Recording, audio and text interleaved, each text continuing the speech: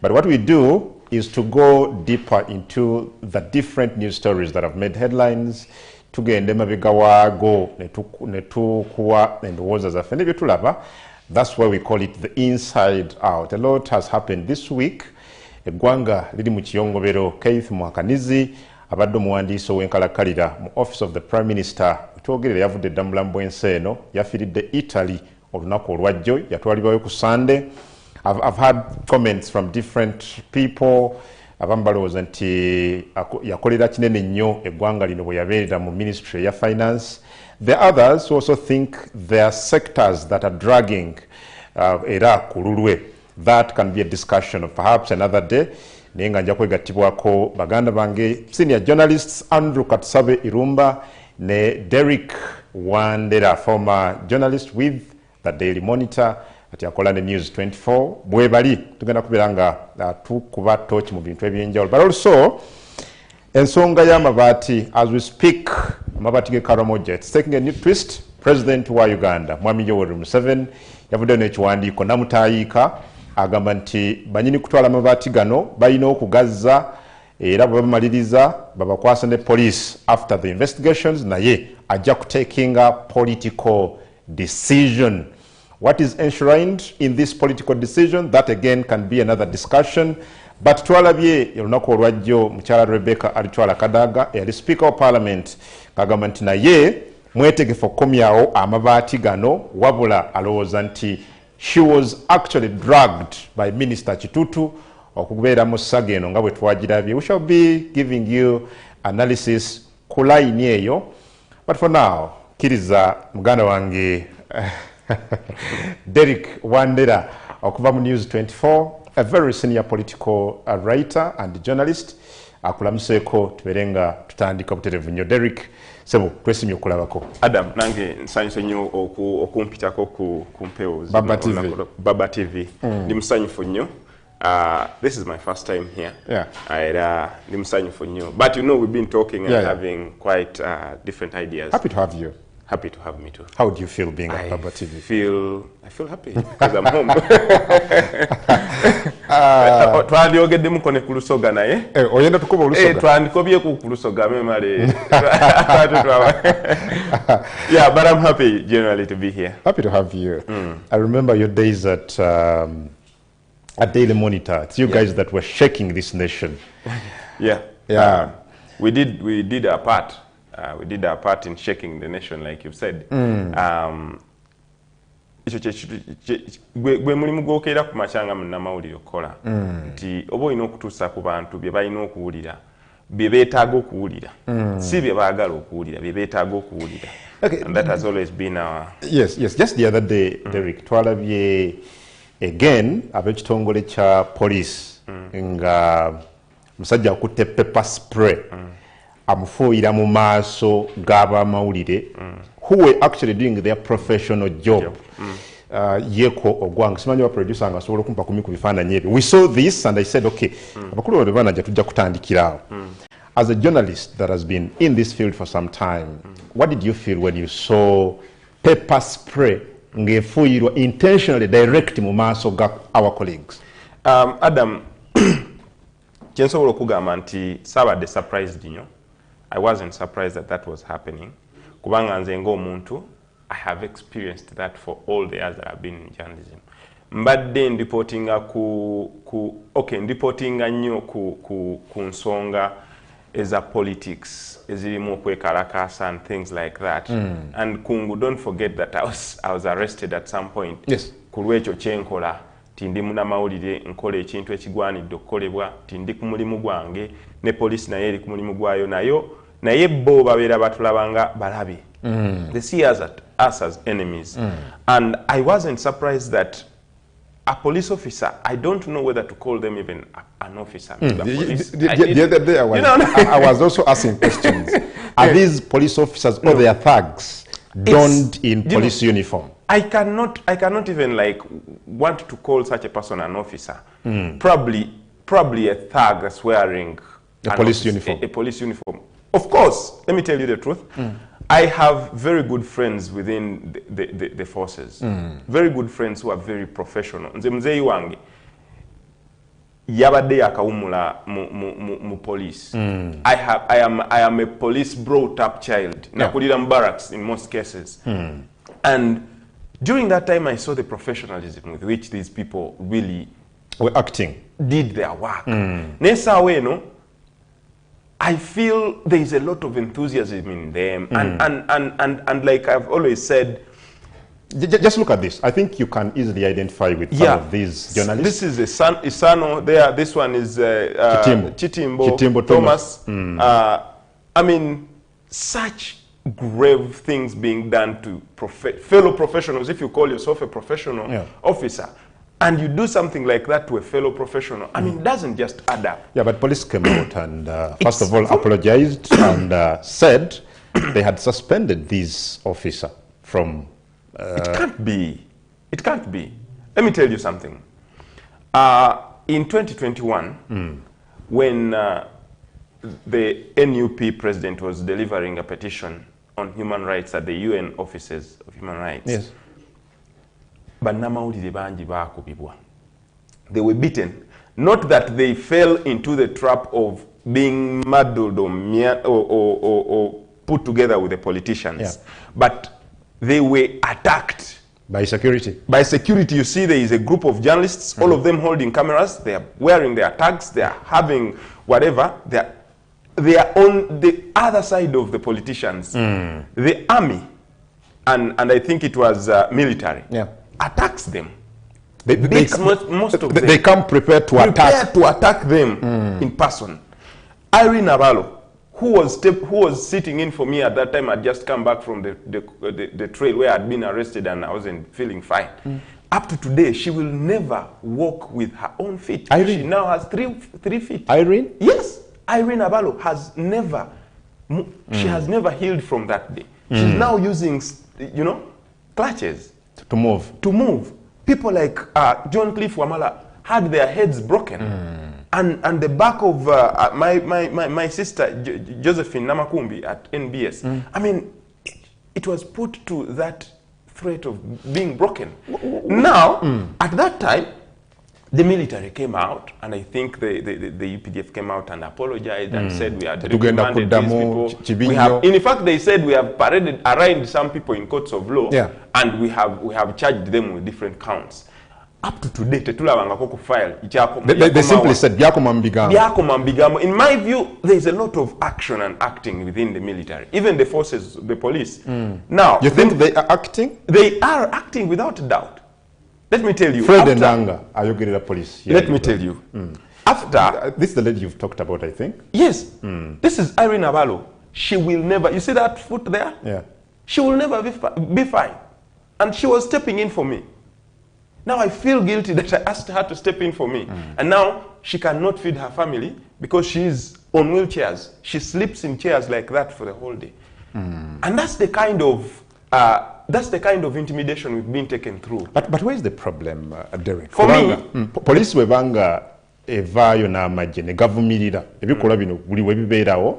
What you expect from police or leadership ya UPDF nti twetonda tebigenda kuddamu tuba suspendinze tubatadde mu police PPU. Yes. And again, after some time, you see literally the same happening. Where is the problem? The problem is that there is no will whatsoever. There is no will to change on the actions, and there is always, in my view, a target on journalists, particularly journalists. There is a huge target. Why? That we are doing things that make them unaccountable. As an officer, there is a limit at which you are supposed to disperse a crowd.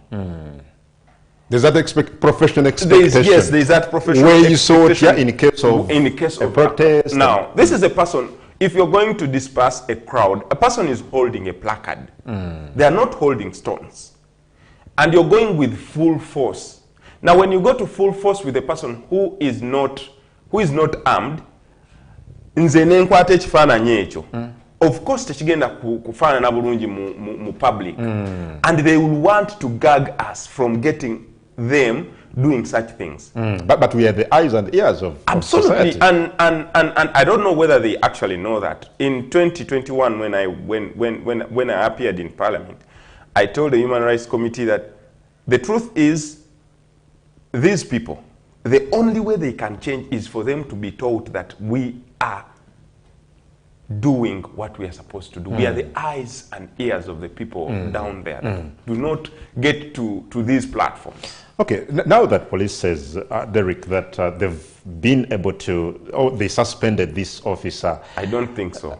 You don't believe No, I don't believe. Police spokesperson, Commissioner of Police, Fred Enanga, told us that they suspended this, officer. Just look at this. The abuse directed at journalists and reporters for simply doing their job can never be justified. The officer who acted unprofessionally has been identified as Kopolo Ogwal Yeko and has been suspended and handed over to the PSU, Police Standards Unit, for investigations. Police is sounding remorseful about the act. This suspension should have first happened to the IGP of police, Martin Sokoto Chola, when he stood on TV and he said, "We are right to beat you." You see such a statement from the biggest spokesperson of police.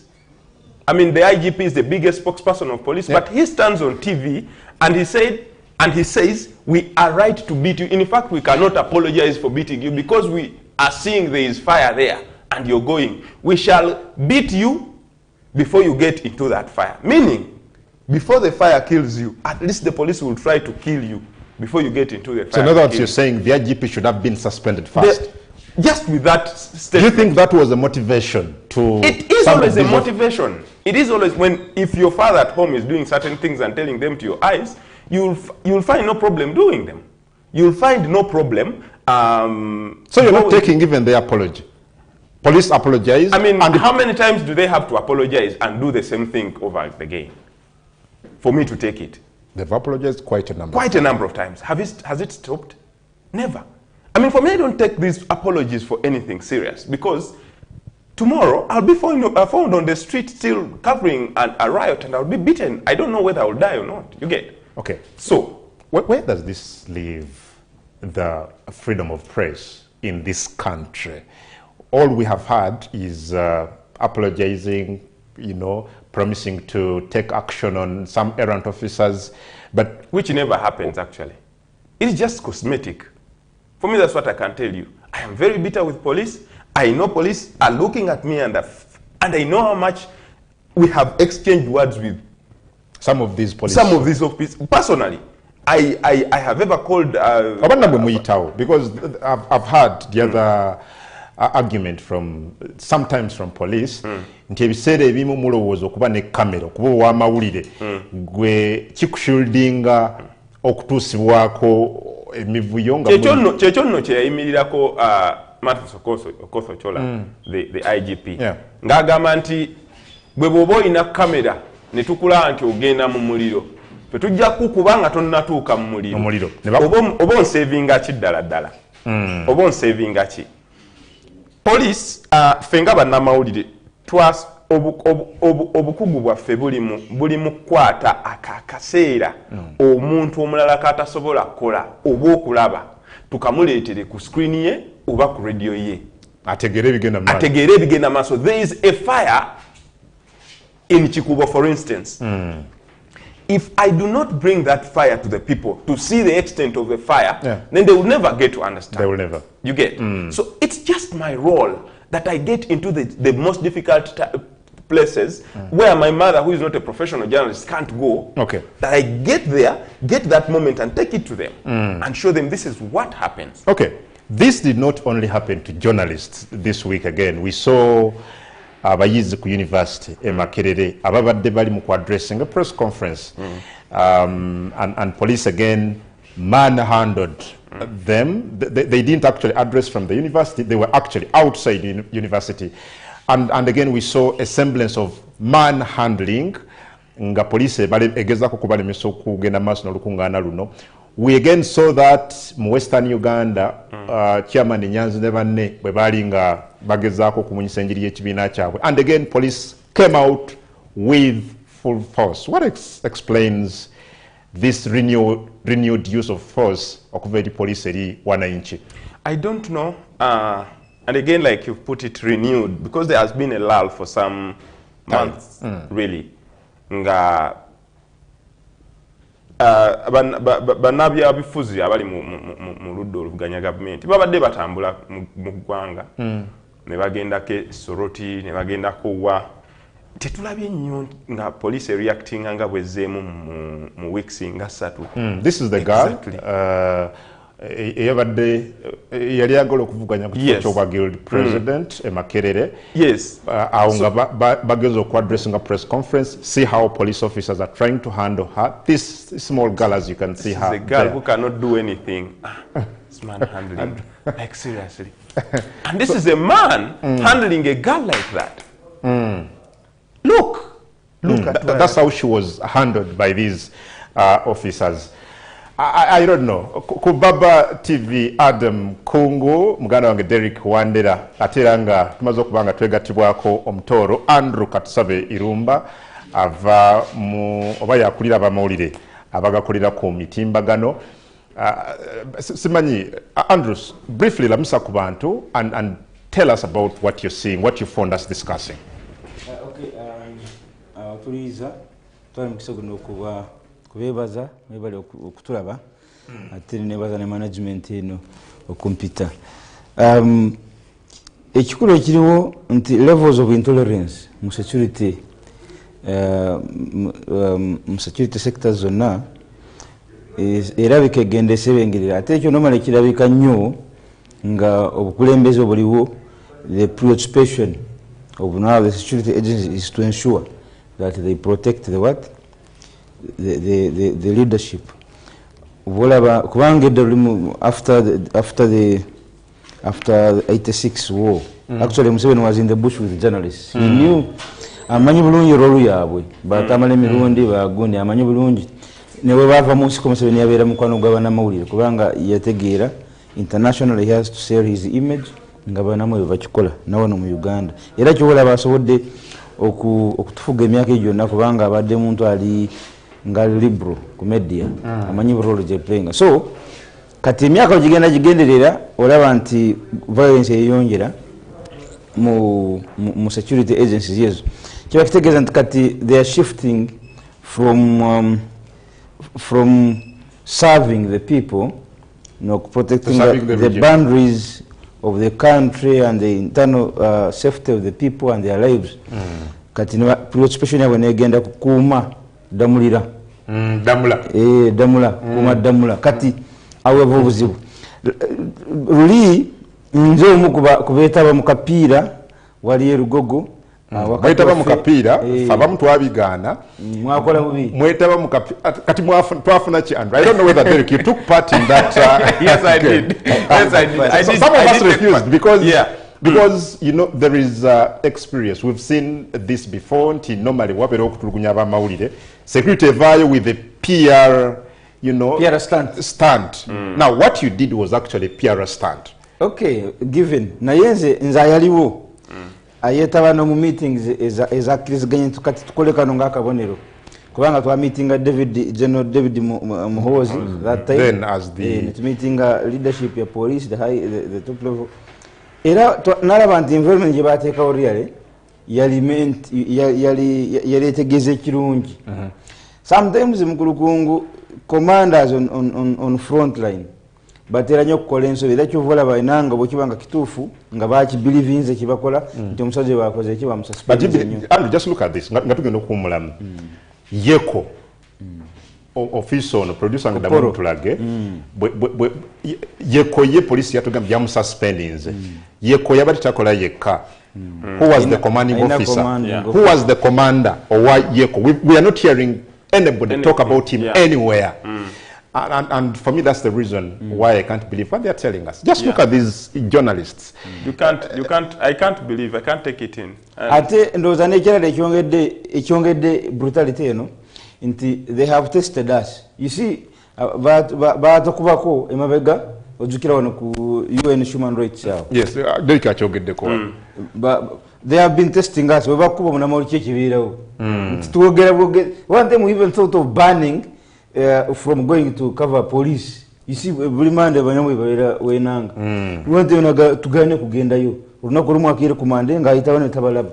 Then bajetegiro mugaso gwa. Lwaki batwetaga mu bisera nga bagala kogera ko negwanga. Naye waba waliwe birala fibe twagala kutegeze gwanga aho bakola ki?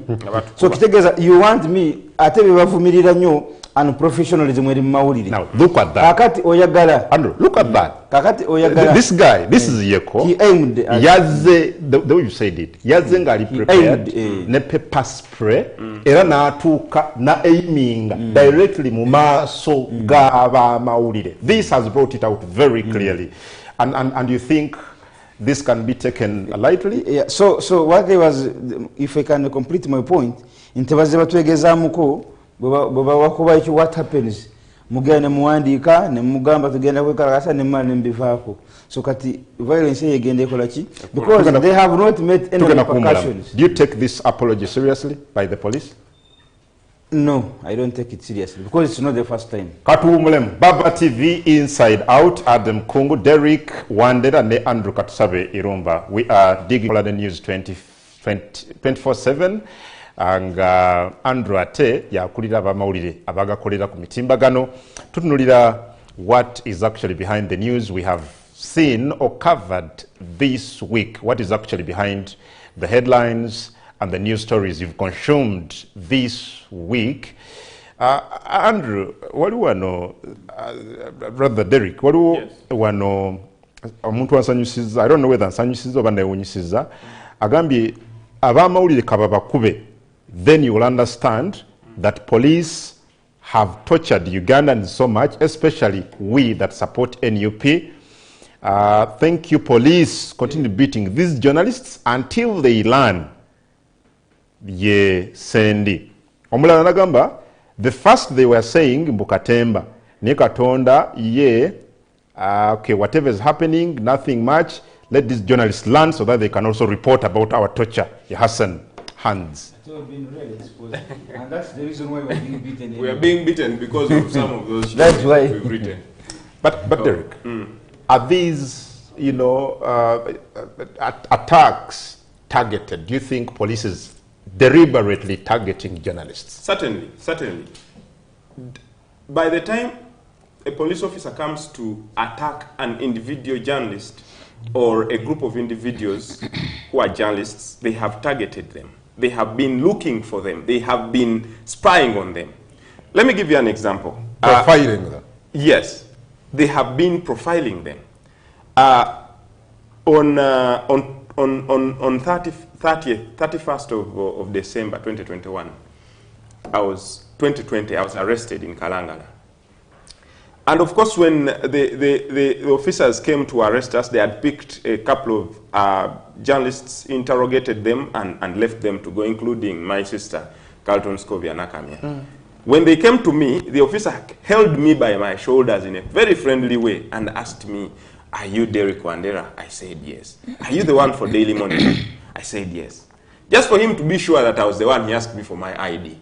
I gave him my ID. He read, he said, "Aha. You are the person I've been looking for. Now sit there." So I asked the officer, "So, officer, what's my offense?" "You have been profiling officers. You have been writing bad stories about them." And he showed me one of the stories that I had written about the former DPC of Kasangati. He was called Guma. I'd written a story because he had been the command of the operations at the nomination, the presidential nominations in Chambogo, where very many opposition politicians were attacked. Bobby Wine was ransacked, and I saw the trousers of my brother Senyonyi from that nomination center. So I'd profiled him, written about him, and just exposed who he is, where he has been, where he stays, where he comes from, and things like that. And things like that scare the security. So they had been looking for me, and I had not known. The officer comes and says, now this is what we have been looking for you for. And they hold me, put me on a police van and throw me into cells. I spent there several hours until a lot of noise was raised by my bosses. You, the Kungus, raised a lot of noise on social media.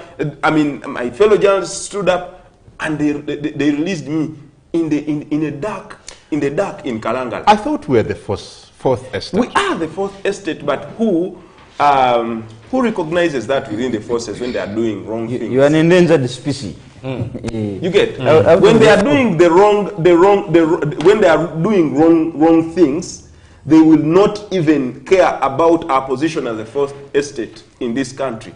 Bajja kujja bakukwate bakutwale oba bakukube bakumenye omugongo. Nalaba wano ebisigadde tunabiraba. Yes, nawa muganda wange Joseph Sabiti. Wano gonde ku Human Rights Office. Yangamba nti suiti ye gye bamukwata bajiuza yonna yangamba nti bajiuza kati yagiteeka nga souvenir ewuwe.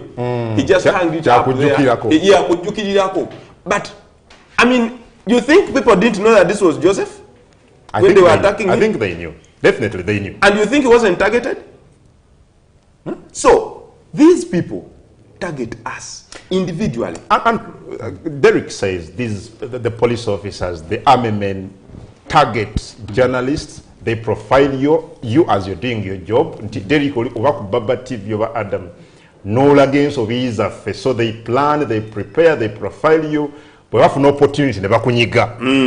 And I'm wondering, you are a leader, Andrew. Okulira abakulira mawulire gano ku mitimba gano. Do you think we are really moving in the right direction as, first of all, the media and the way we are relating with, state agencies? Now, specifically for this security. Jakusa producer atongere ebifaananyi ne footage owa abamawulire nga batusibwako obuzibu. Specifically enkolagana yaffe ne security apparatus ya Uganda egenze gundi the level of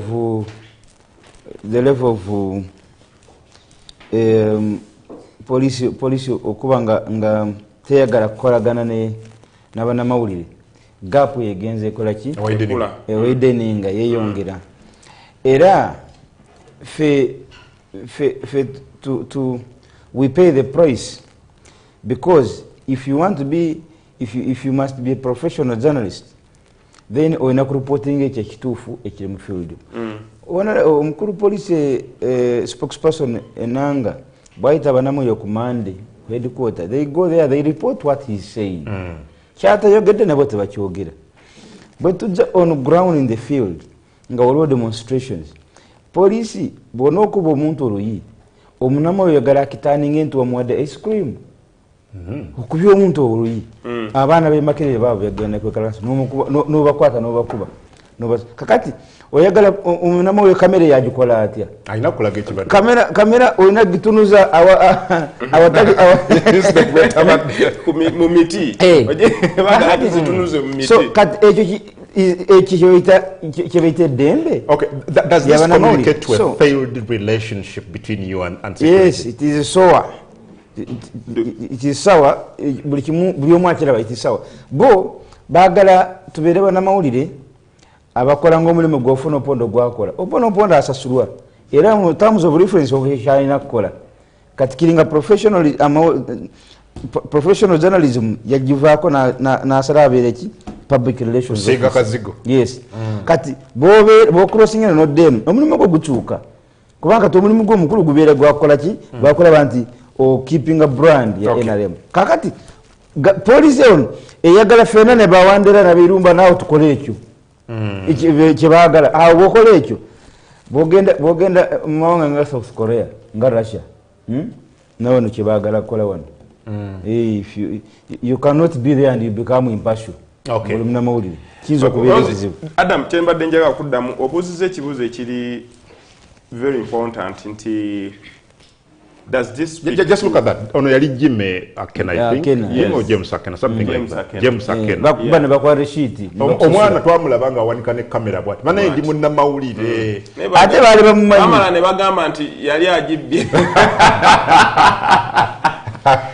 So what I wanted to tell you, mubinga ngibye kumbonerezo ngwato bali nti yabye kamera. Yali abalaga.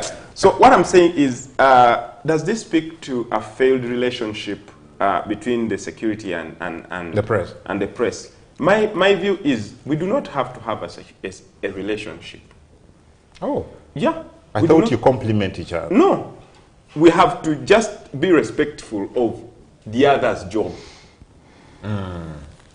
Because if I respect an officer, if he comes to arrest me, I'll not resist. Because he is doing his job. And if the officer respects me when I come to cover him, whether doing good or bad, I mean, he will leave me to do that. Kubanga nange nimukola mulimu gwange. Tetulina kuba nti tuli ba mikwano nnyo fo kuba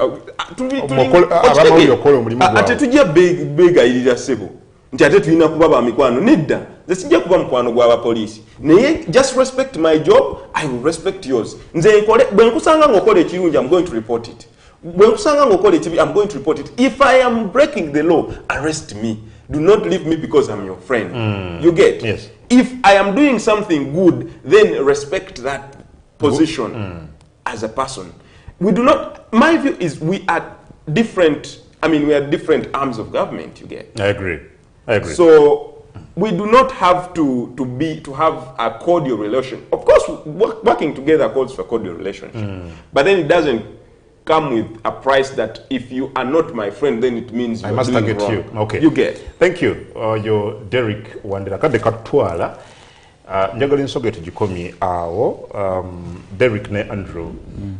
The country is mourning the death of Mr. Keith Muhakanizi, about the permanent secretary or office of the Prime Minister. Yali permanent secretary again of one Ministry of Finance for a very long time. Yafiride mugwanga ya Italy. I don't know. Maybe I need to start with Andrew. The life of Keith Muhakanizi, yafude onakolwajo. Some people have said yali very pivotal mu kutereza ebyenfuna by'eggwanga lya Uganda ng'akolagana n'omugenzi eyali governor of bank nkulu Andrew Tumusiime Mutebire, and I don't know what you can say about the life of the fallen PS. Ekisooka njagala kutwala mukisa guno nange kungubagira wamu ne bannayuganda bonna naye ne family okusinga family ya mukulu Keith Muhakanizi. Keith Muhakanizi ng'eggwanga kyetugenda subwa nti Keith Muhakanizi oyo na Professor Emmanuel Mutebire. Those are the biggest brains behind the formation.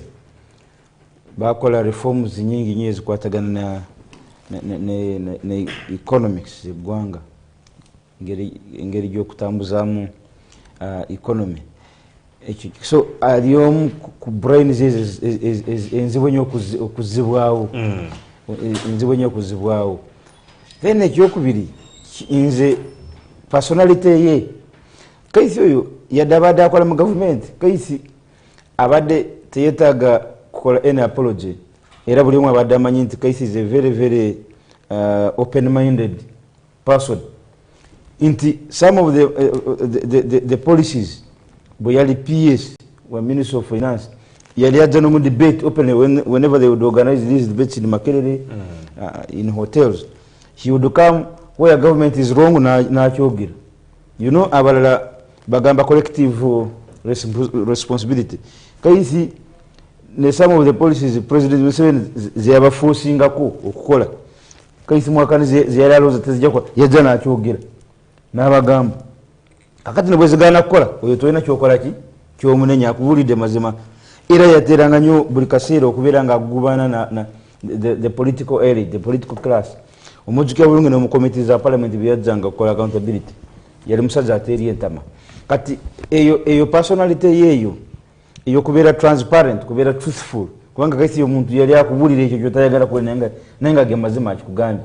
ndowooza because abakiga that's how they are namutebere bwate bwe yali abakiga that is in them it's inborn akubuulira oba omukuba n'omukuba naye ng'akubuulidde so personality eyo ye ne mutebire bagenze naye ne brain ezisobodde okuzimba some economic policies wana zitambuza emyaka nakati sawa zino mutebire yavaawo nono avuddewo naye kimanyi system gye bazimba economic policies they were adjusting ne bateeka mu nkola zetyata olaba nakati sawa zino sente za Uganda zikyaliko signature ya mutebire bakyanoonya engeri gye bagitusa kyagala. Okay. The same question. Muhakanizi afudde. Eggulo bwe nawulidde eggulire ly'okufa kwa Keith Muhakanizi lyanyingidde omuzungu ayinza okugamba it pinched me just the same way nawulira okufa kwa eyali speaker wa parliament Olanya. Jacob Olanya.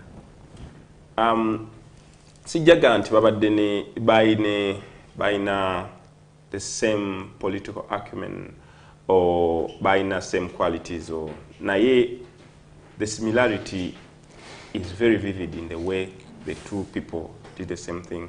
Era nzokukaaba konna kubadde kwa President Museveni ali mu kuluzinga abantu abantu abali very key mu government ye very key people nti Keith Muhakanizi ye muntu eyali kugamba goita astute, an astute person, well complete, well built. Nako lumu nali nkola story kyemujjukirako nali nkola story I think it was about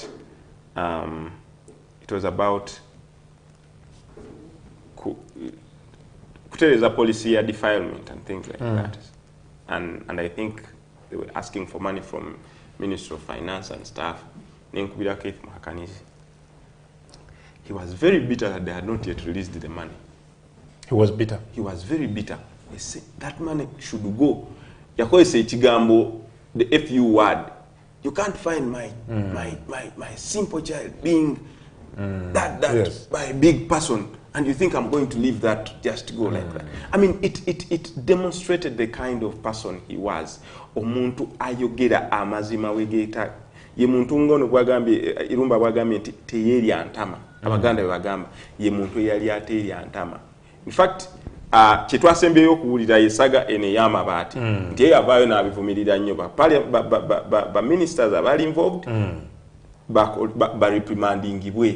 We can look at that later. That was the we can now bring in that as we proceed to that very topic in the next hour. Keith Muhakanizi ensonga eno bwe yabaawo ngeze mu mawulire ndowooza lwali lupapula lwa gavumenti mu mwaka guno gwennyini omwezi gwali gwakubiri. That's when this saga was reported first mu New Vision. N'avaayo n'ekiwandiiko ky'ebbaluwa that I would request the producer to show to us nga PS wa Office of the Prime Minister n'awandiika ekiwandiiko ng'agamba nga office they are ready to cooperate with all interested investigating agencies. Okubawa obujulizi bwonna ne information yonna gye beetaaga ku bubbi ne diversion ey'amabaati. This was the letter he wrote.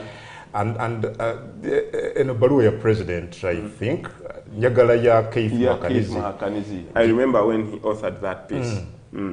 So that speaks about the person of Keith that has now left us. And the reason I felt so bad is that with such brains, I think our country was headed for greatness if we are still struggling economically like How this. big is the gap he has left? So big. I don't know a person who can feel, of course with his individual qualities as a person, I don't think there's a person who can feel his gap. Of course, twina abantu banje abaina a lot of knowledge and bamanyi buli kimu, but you are not going to get knowledge and honesty at the same time in a person. You're going to get one in most cases, either honesty, you don't have knowledge, or you have knowledge but you don't have honesty. Keith had both of them. This is the letter he authored.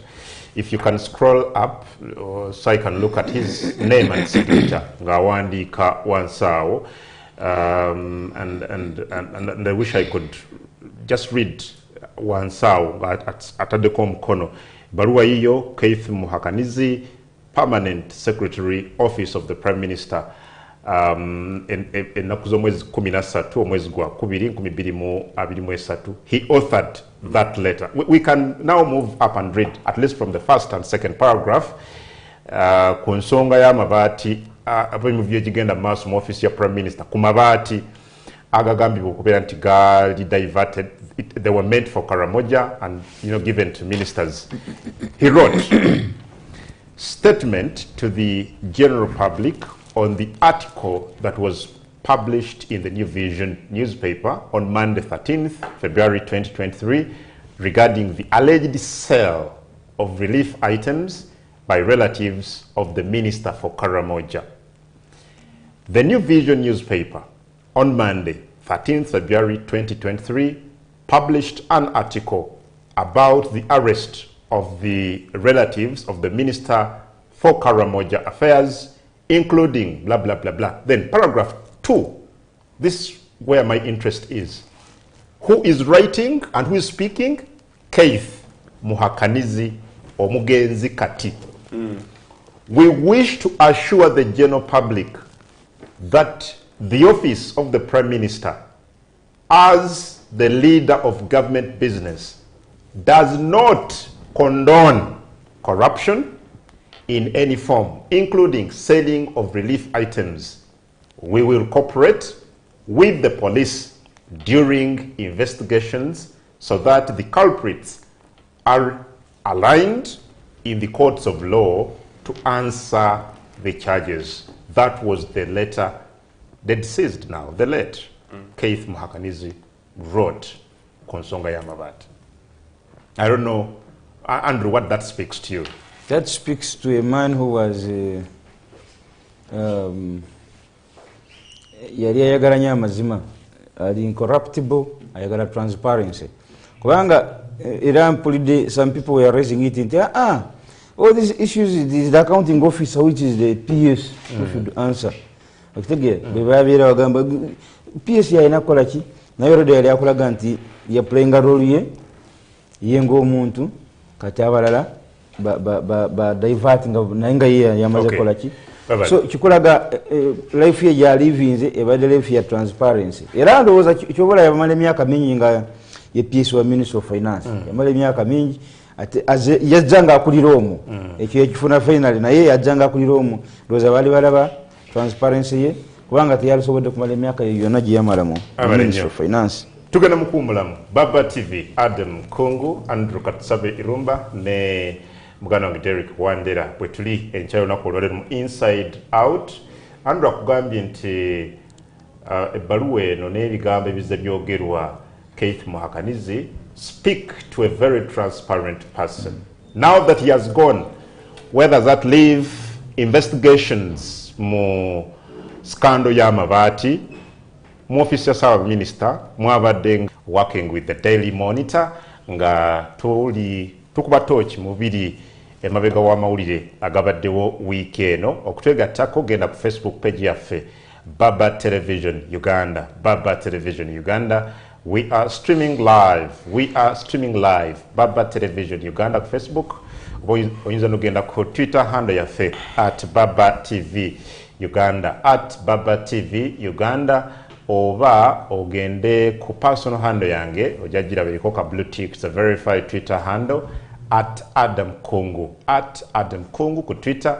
Oberenga oteeka ekyobuuza kyowabula bakyotesa oba osindika obubaka, send a message SMS ku 075 02505 075 02505. Abakoba Parliament abali mu kulaba programu eno njagala kubebaza Munna Nakaseke, Honorable Lutamaguzi Samakula, Mama Nakaseke again, Honorable Sarah Najjuma ngambye oli kuhijja niyo tulaba ng'oyita ku Facebook.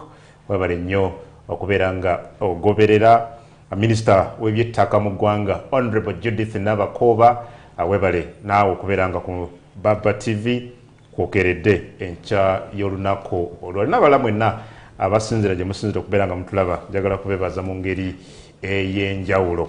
Okay. Well, Derrick, the Iron Sheets scandal or saga. I've interacted with some people who say this is the biggest scandal eggwanga lino gye lyalabye mu bukulembeze obwa nearly emyaka 4 obwa President Museveni, not in terms of the money involved, but in terms of the number of top government officials involved. President Awanda Muliro, I don't know whether we can look at his letter this week. Okay, the letter was authored, I think, in the beginning of this month. But the president did 2 things that were outstanding for me. Number 1, he said, buli yatutte ku bbaati lya Karamoja alizze oba si kyo aze sente zenkanankana n'obungi bw'amabaati. I want to see the last paper where the president signed. Number 2, he said, bwe bamala okuzza amabaati oba n'ensimbi bakwasibwe poliisi ebanoonyerezeeko, era ekyo bwe kiggwa nga investigation ziwedde, he is going to take a political decision as the president. Let's look at that. What is the president saying? The second issue are those who took the mabati for personal use. This is not just a political mistake. It is theft. Those involved must both bring back the mabati or equivalent value in money, but also be handled by police under the criminal laws of the country. Namalilizanga gamba, I will also take political action once the police has concluded their investigations. Derrick.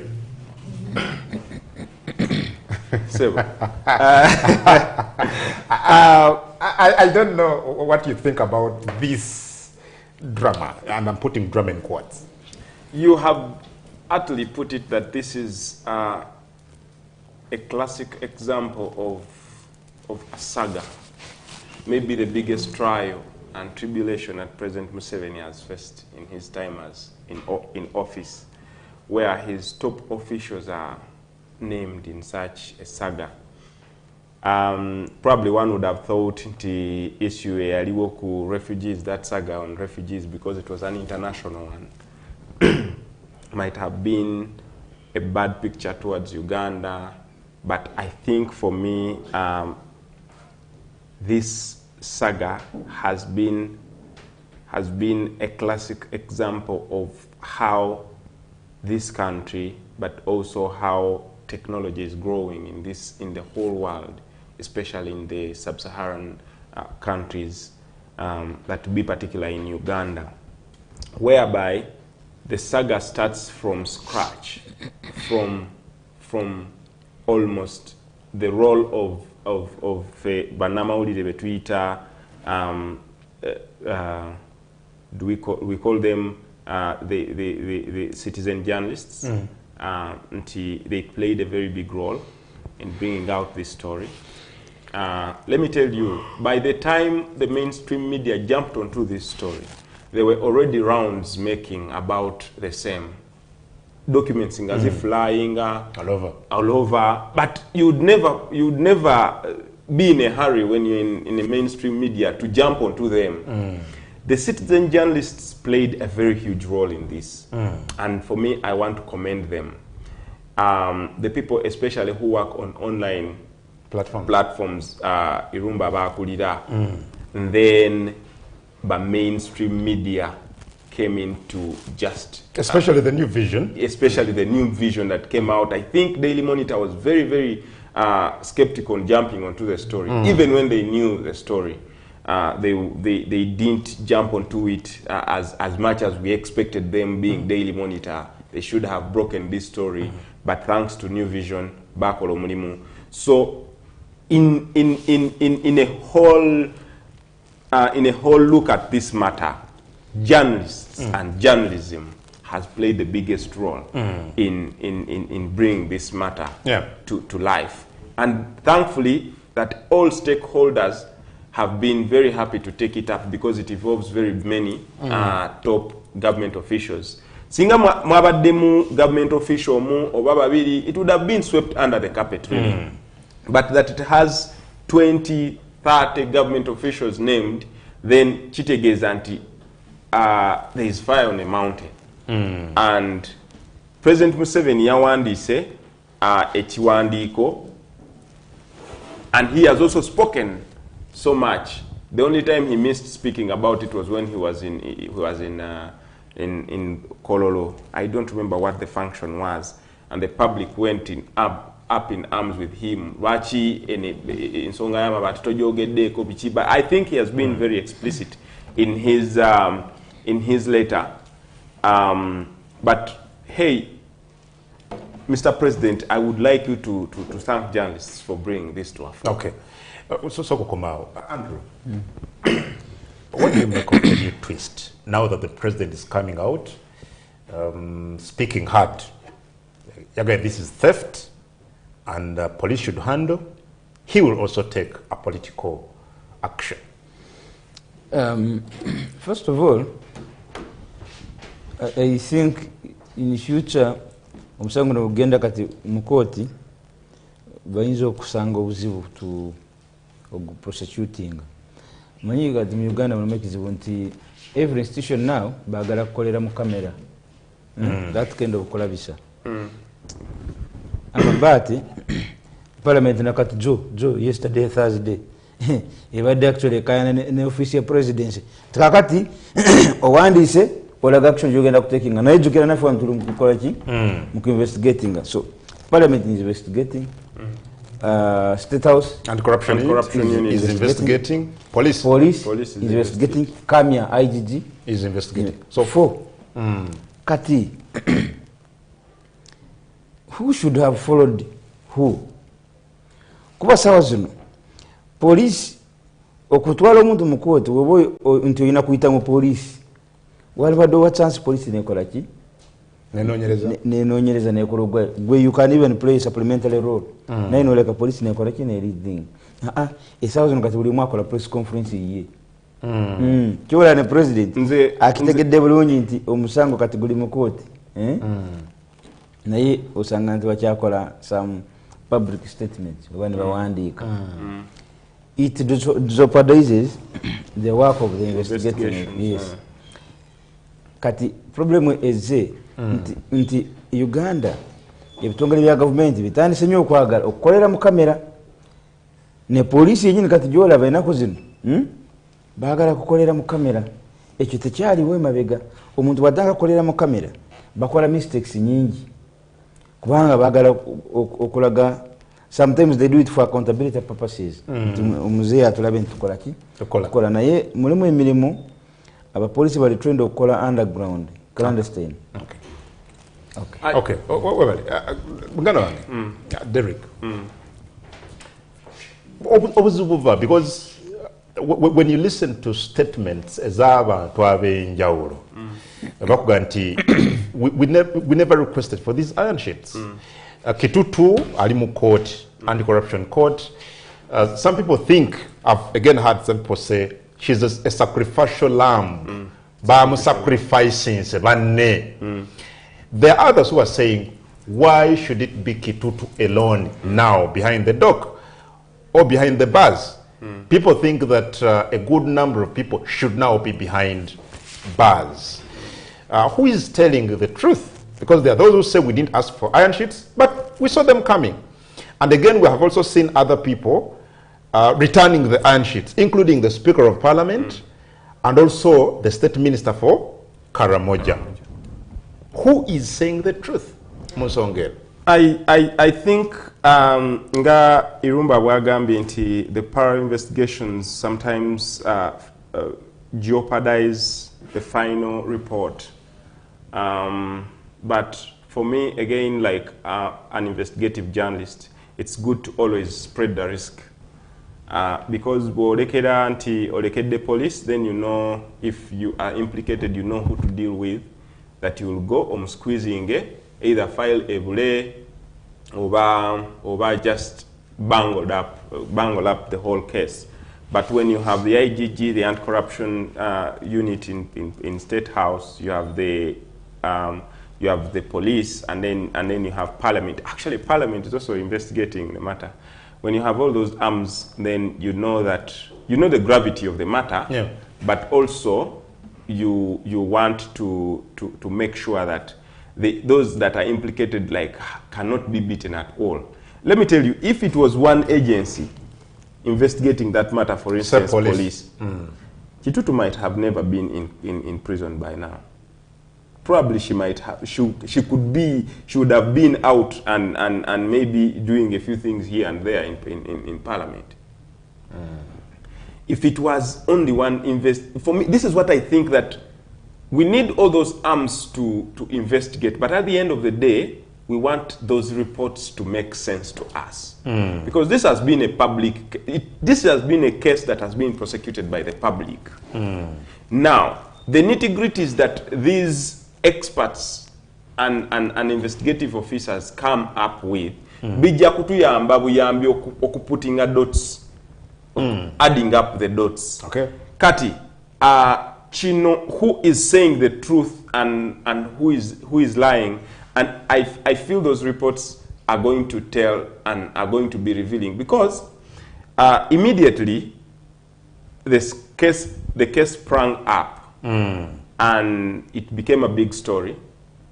Most of the implicated people, sasa bakoma bati. Like Minister Kasaija, although many have said that he's just comical in most cases. Yeah, government, but like against Tulagoka, negesanga ngali wangi. So, and he might actually be innocent. And did you believe that? Of course, I know of course, I didn't believe it, but I also have to give him a benefit of doubt. That, like we've said, probably Minister Kitutu, seeing the kind of mayhem that she was headed for, she wanted ngayagala kufaako n'omuntu abeeko gwafaako naye ngakubira nagamba ninawo amabaati wano. I don't know what the matter was, in my view, but I think ministers should be investigated to the dot. There is of course good gesture from some people. Ntibata and Sokritanning amabati, I think on the 16th of last month, which finally concluded yesterday with the speaker returning the iron sheets. Good gesture for me. If State Minister for Karamoja, I don't think State Minister for Karamoja can be in a Mabati saga that she doesn't know about, that she received iron sheets without knowing. Never amuitabu, you see. I don't think that is true. Okay, and just a minute. It means she's not in charge. I mean, Andrew, to all of you, Prime Minister, again we can Mchala Robin Musafiri Nabanja nga alita facing ne committee ya Jessica Ababiko, that Presidential Affairs Committee. First, Prime Minister Natuganti, these are highly educated people. Some of them are PhD holders. How do you expect me to... We reported that as journalists. But again, she came out and said she was quoted out of context. She said she meant that these are highly educated people that she expects to perform with minimal supervision. I don't know whether we can look at this and you give me your comment on that. So, could I minister boyabadenga boyali mukachiko ka parliament ako, but also when I interviewed her here ko Baba TV kusonga yenu. Just watch this. Some of these people are highly educated. When you look at Honorable Kitutu, she's a doctor. I don't know a doctor in which field, but she's a doctor. By the time you attain that status, you are highly educated. Some of these people are highly educated. When you look at Honorable Kitutu, she's a doctor. I don't know a doctor in which field, but she's a doctor. By the time you attain that status, you are highly educated. So for me, I don't know how you expect me to be monitoring her, a highly educated person of that caliber. Okay, let's again watch when we interviewed her about on the same when she said abamawulire muleka ensonga enkulu ne mu reporting ebintu ebitalina makulu batumulabe ganga muka gye tuli kujja nayo mu maiso. So like I said, I agree with the advice that the Prime Minister had given. The advice was that let whoever took Karamoja iron sheets made for Karamoja return them. Okay, that was a good instruction from a supervisor. Very good one. And again, like we have heard, I think the Prime Minister was misinterpreted. We are honored to have her on phone to clarify ku bigambo byayo. I've seen media quoting what she said out of context, but at least we have her on phone. Honorable, twesimye okubaako naawe nateko Baba TV tukusabula muse ku bantu. Mbalamusiza mwenna mukulike Pasika. Pasika, I like the Uganda word. Pasika twagivuddemu Honorable. Oli buteevu ku Baba TV. Katono nnyo Honorable, ndabye amawulire nga gakwotinga bwabadde mu kakiiko akakulembera omukyala Ababiku. Wayogeredde kugamba nti some of these ministers are highly educated and some think nti wabadde ogamba nti tosobola kubeera ng'oba supervisinga. Is this what you actually meant, Honorable? How can they talk like that? I meant that they can do what is right and they know what is wrong. Because if you are educated to the level of PhD, one thinks that you can do. That's why the president picks them, by the way. It is because of their qualifications. So that they can do some work on their own with minimal supervision. So you meant that they can... And the Prime Minister, by the way, the ministers are supposed to advise the President, the Vice President, and the Prime Minister. When it comes to policy matters. So there was nothing really very, significant in that. I'm wondering why you people of the press are making it a big issue. Mchala Prime Minister. Alright, now Prime Minister. Why are you making it a big issue? Maybe it was misinterpreted. It was misinterpreted because you had asked these people to return Amabati. We are now waiting for that. How far have they gone with that instruction? Because that's an order you gave them. How far have they gone with that order? Some have returned, by the way, and the others are returning. Oh, you're sure they will return that to the government stores? Kirima amakirabika tekyategerekese bulungi kyalabisinga gwe yaddaga nti bano bamaanyi nnyo bayivu nnyo basoma mukyagala mukifuule bwe mutyo nze kyoboolaba abantu abamu tebajja mu mawulire bannamawulire mufuleminga tebamalayo sentensi yange tebagimalayo because that's what they need. Okay. Kyoboolaba abantu tebaagalira ddala kujja mu bannamawulire mulina engeri gye muinterpretingamu ebintu byammwe munoonya akantu akatalina makulu ne mukeesibako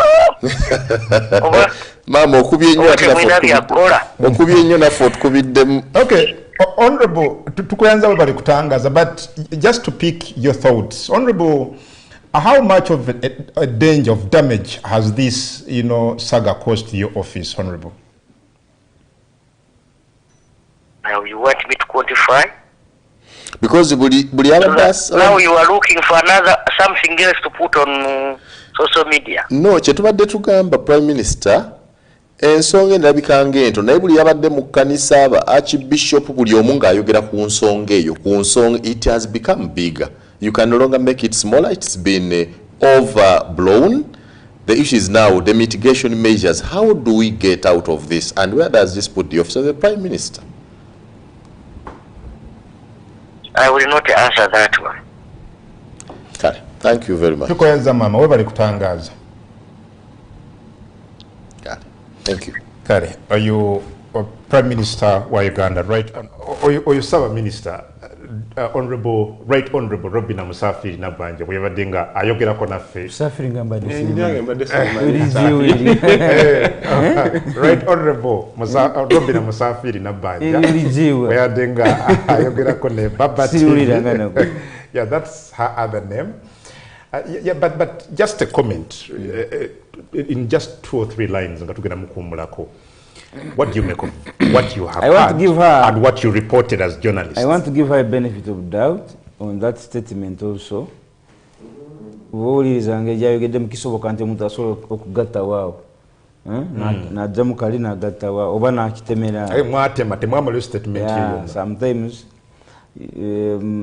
Sometimes journalists also want to create controversy, so that I think they achieve certain goals.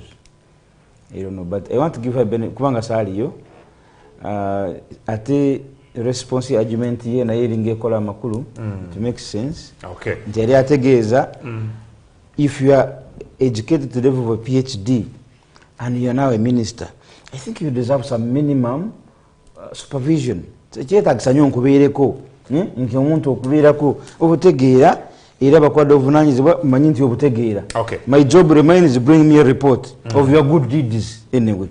So bwomuliza argument ye naye ekola amakulu omanyi omuntu asomye PhD really you expect the best ekisooka nti gwe ng'omuntu olina values tojja kubba mabaati n'olwekyo minister prime minister talina kubeerako nti gano galiwa gano gataddewa. I think she also has a context that she argues through. I want to give her a benefit. Well, Derrick, you've again watched the Prime Minister, you followed proceedings Mukachiko Presidential Affairs, and also the interview we did with her here. What do you make of that? President Museveni bwe yali alonda kabineti ye eriko kati yabavubi yagamba nti nze ngenda kulonda abavubi. So mu bavubi ndowooza alina be yateekamukko abatali bavubi nga bo ndowooza balina and again okugezaako ku understanding abavubi in that sense was the people who you least expect to be on the cabinet are the ones who are going to be the ones you've been seeing. Ababulijjo, when you look at the Right Honorable Prime Minister, I think she's a teacher by profession. Yeah. N'abalala. But yet within those bainamu abakukutivu nnyo nga Honorable Kitutu abali the Chris Baryomunsis and stuff. So her comment makes sense, but until she comes out and explains like that, then we will take the president's word when he was appointing them for Abavubi.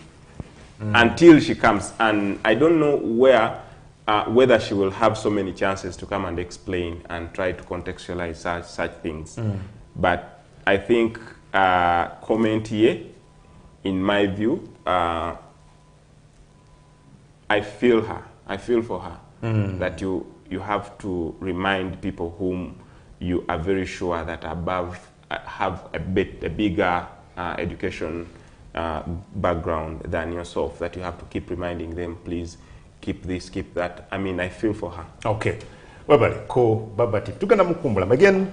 There are other questions kunsonga yemu that I think we have not satisfactorily tackled. Nakasemba eddakiika ziri 24 zokka zizibule ku essaawa 5 twegatteko ng'oyita ku Facebook ndaba wano baka bwamwe mutaddeko. I'll be sampling some of them as we proceed with the show. Ku Facebook Baba Television Uganda, ku Twitter @Baba TV Uganda, @Baba TV Uganda ku Twitter, Baba Television ku Facebook. Asindika message itege ku 075 02505 075 02505 mpamanyago nejo sinzite tubere nga tutambula fenna. Well, Derrick Wandera, before we started this show, we were asking, in fact, you asked me, or I asked you, I don't know, that who will survive more saga, you know? There's some people who think, because even when you look at the president's letter, if we can look at it again, producer of Esingatwa Ebaruwe, you know, there seem to be categories of people, mabati gano. Waliwo abagafuna nga ddala tebamanyi nti gakaramoja. Ekyokulabirako ye yali Speaker of Parliament omukyala Rebecca Kadaga eyagambye akakiiko k'ababiku nti ye yali amaze akaseera ng'awandiikira Office of the Prime Minister okumuwa amabaati kubanga bali bageetaga mu constituency ye. N'agezaako ne bigaana for some good time. Kati yali aliawo nga bivudde nako ne bamukubira esimu nti amabaati ge wasaba gaagano ne bamuwa. So that she didn't know nti gaali gagenda Karamoja. Ye naga nti naye bwe kizuulibwa nti ddala gaali ga Karamoja, me am willing to buy and return. Then waliwo category endala eyafuna amabaati, whether knowingly or unknowingly, naye era ne bagagabira abantu mu communities ze bava, amasomero, amakanisa n'ebirala. But again, according to the president, there is another category eyaba Amos Lugorobi abagafuna ne bagakozesa ebintu ebyabwe kati nga Amos Lugorobi minister yagakwata n'agateeka ku kiyumba ky'embizzi mbuzi oyagadde kwongeramu omunyi abadde akimanyi naye lwakuba kyonna kyekyali n'eddiini etekyagale no amazima gali nti kyonna kyali kiyumba nga kirimu ensolo personal. Who will survive? We can only make predictions that one, there are those that are going to survive the storm that Minister Chitutu is going through. Certainly.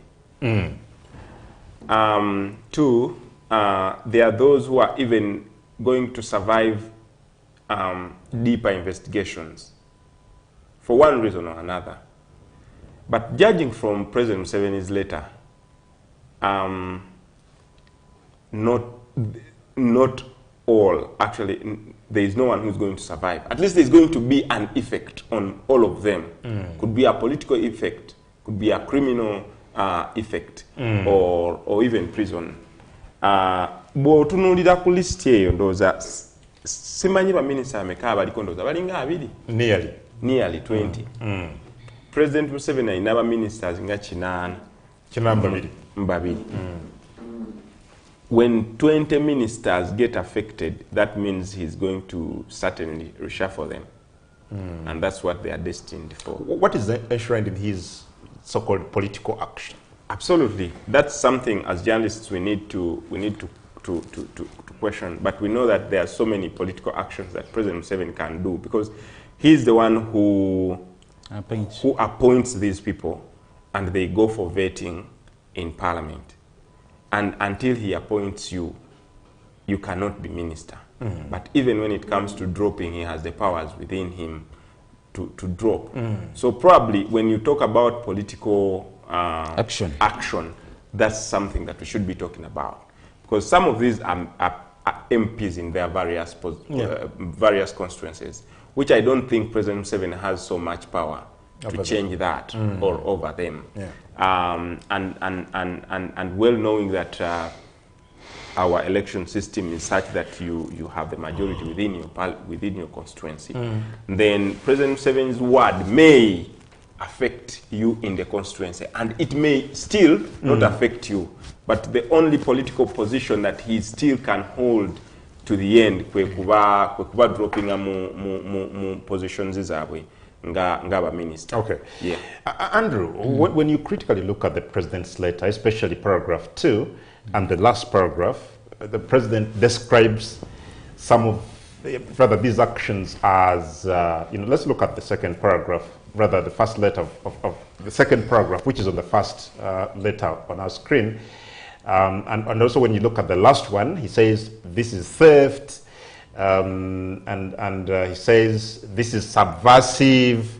It's contrary to the NRA code. When you look at that second paragraph, he says this is actually subversive.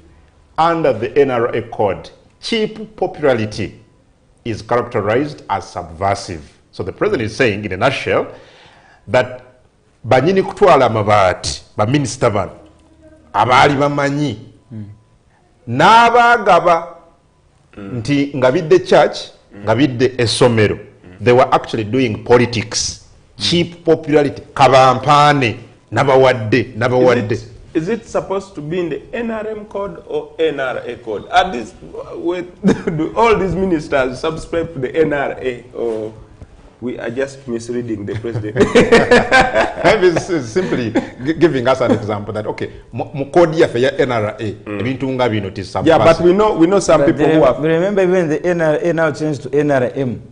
But for him, It's still considered as it as But we also know that there are ministers who are affected and they are part of the NRA, or they were part of the NRA. We know them. Yes. So we don't know whether these are specifics. but again, look at this again. Let's just look at this again, Andrew, as you bring in, as you're coming up with your submission. The ministers that were therefore consciously involved in this must take a personal responsibility. Pay back the value of Mabati they diverted, and will decide, and I will decide. I will decide on the political action to punish this mistake. Those who were unconsciously involved should return the Mabati if they are still available, or personally reimburse the value of the Mabati they diverted. Okay, so now to begin with, on the face of it, now there are two things Museveni is trying to bring into the fore. Atera nyo kwagala diversion. Kubanga Rulia Gamba, is it by nature or by nature? Let us investigate that. Okay, you remember LGBTQ? Yes. I will take it a jaraga. Akatwanu. Now we're interrogating.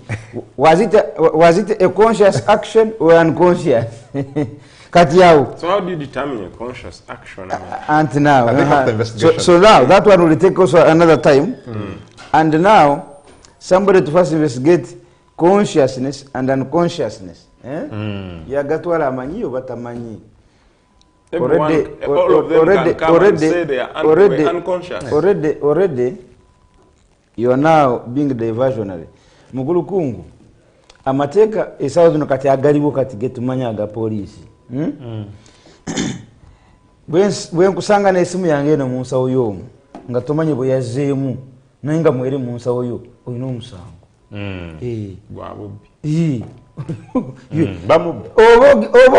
Oba mulala yagitaddemu, ono yagitaddemu ayagala kukussa, nze nengisanga munsawo yo oyina omusango. So in a second, you're not going to be diverted. So you're saying in a nutshell that okusinza ku mateeka ga Uganda, buli eyafuna ku bbaati nga lyali lya Karamojja mu mateeka gaffe mubbi oyina omusango. ayina omusango.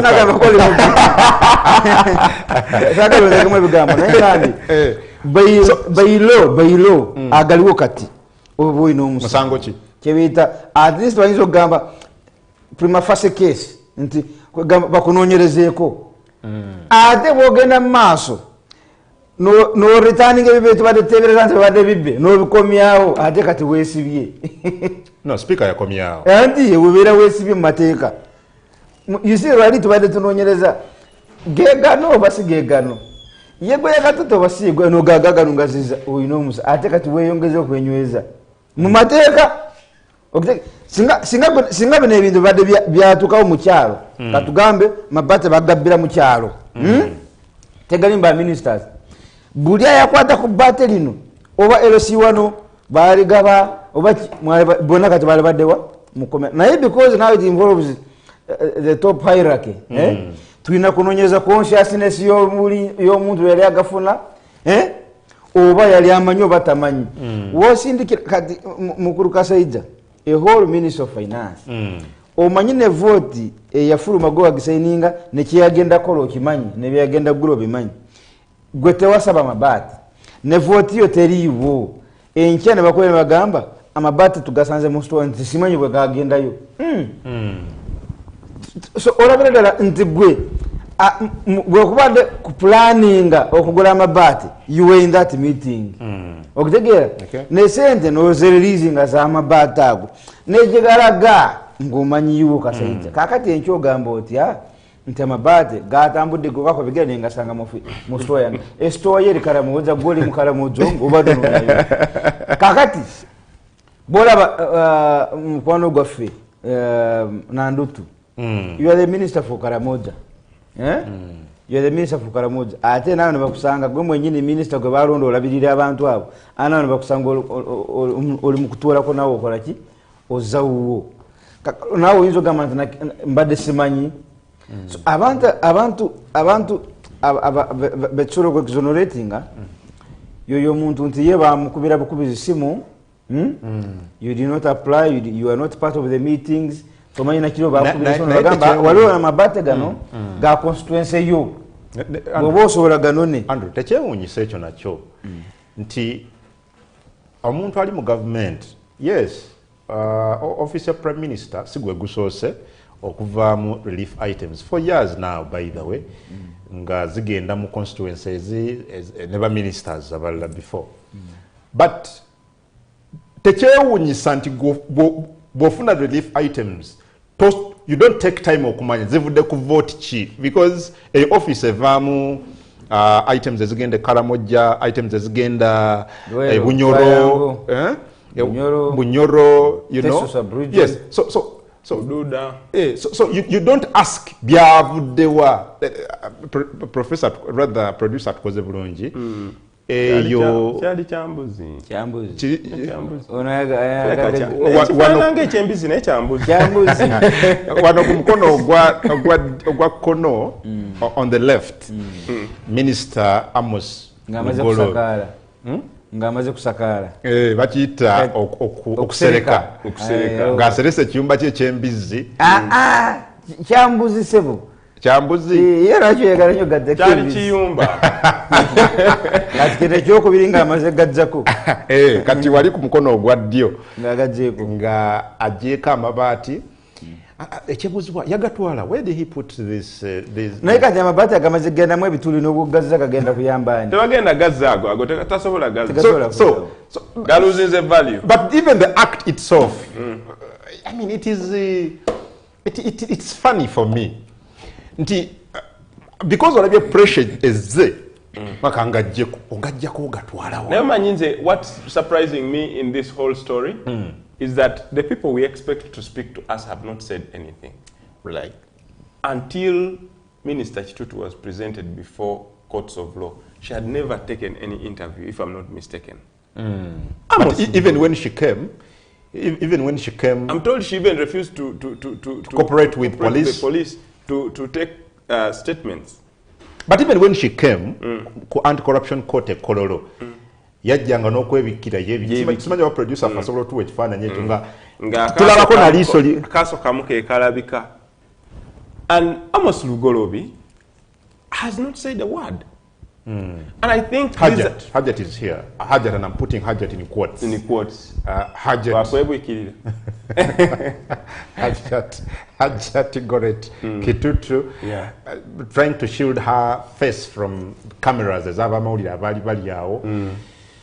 So for me, the question is, I mean, everything is there to show that these people are actually guilty. They cannot even stand the faces of the people to tell us. Because Amos, twande expecting nti ajanga ku TV ngeno. Anyonyole. Ne nyonyolako nagamba nti nze abaana nabasanga ng'embizi ziri awo bataddeko ki?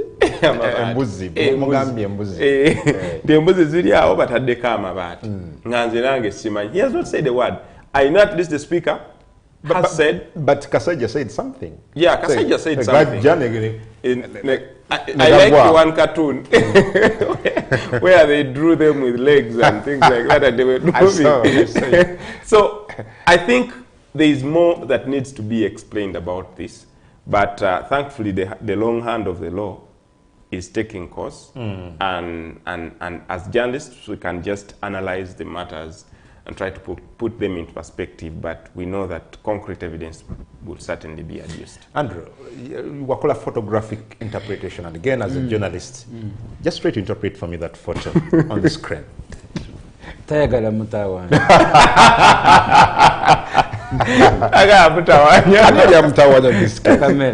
So he had uninvited guests, I think. Uninvited guests. She needed her privacy, unfortunately, in a public place. Okay, I need to hear your predictions, and I'll give just a minute to each of you. Where do you see this sag? So finally, what I see, I see Rugolovi one day joining Kitutu. One day, Rugolovi.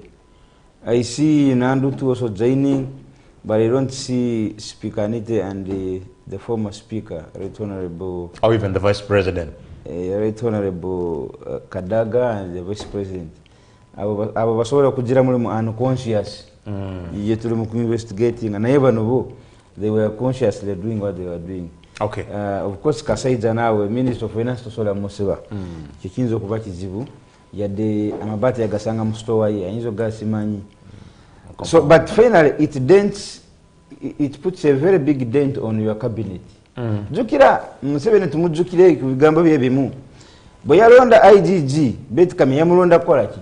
Kulwanyi sanguzi. Boyaja na mugamba tugenda tanku auditinga lifestyle. Museveni ya mugamba. Aganti ababbi Gosilo. Bagendeko. Kakati lwaki kati Bet Kamya chayino mulimo na IGG kyaliwo. Kubanga bwomala kutayiza Kungu. Ntuuna ate yasinze n'okubba. In fact ate Museveni ajaga ono yasinze okubba ennyo sente kitegeza n'ennyingi oyo tomusiba.